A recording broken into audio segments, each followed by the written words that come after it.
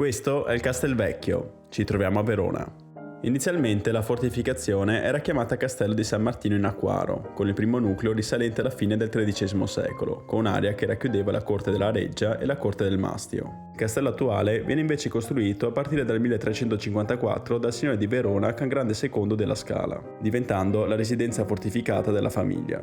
Viene aggiunta la corte d'armi, il ponte fortificato sull'Adige e viene completato con la torre più alta, il Mastio, nel 1376. Durante la dominazione dei Visconti, che prendono il posto per alcuni anni dei Dalla Scala, viene costruito Castel San Pietro. Il castello di San Martino inizierà ad essere chiamato Castelvecchio, perdendo progressivamente la funzione di nucleo principale per la difesa della città, ma diventando importante collegamento tra la cittadella militare e Piazza Bra. Dopo la conquista del Veneto di Venezia, il castello venne usato come residenza del castellano e del cappellano, oltre che come caserma, arsenale d'artiglieria, armeria, polveriera e magazzino per le riserve alimentari. Parte del Mastio venne utilizzato come carcere. Nel 1759 diventa la sede del Veneto Militare Collegio, un istituto per la formazione di ingegneri militari. Per questa occasione il castello viene restaurato e dotato di nuove strutture. All'inizio dell'Ottocento, durante l'occupazione napoleonica, il castello venne pesantemente trasformato per essere adattato da arsenale e punto di difesa urbano. Le torri sono coperte per farle diventare casematte, si rimuovono i merli e viene demolita l'antica chiesetta di San Martino. I francesi, per migliorare la viabilità, nel 1805 abbattono anche la torre dell'orologio. Dopo la sconfitta di Napoleone, gli austriaci prendono il Veneto e, gradendo la sistemazione del castello in caserma e arsenale fortificato, ne mantengono le stesse funzioni.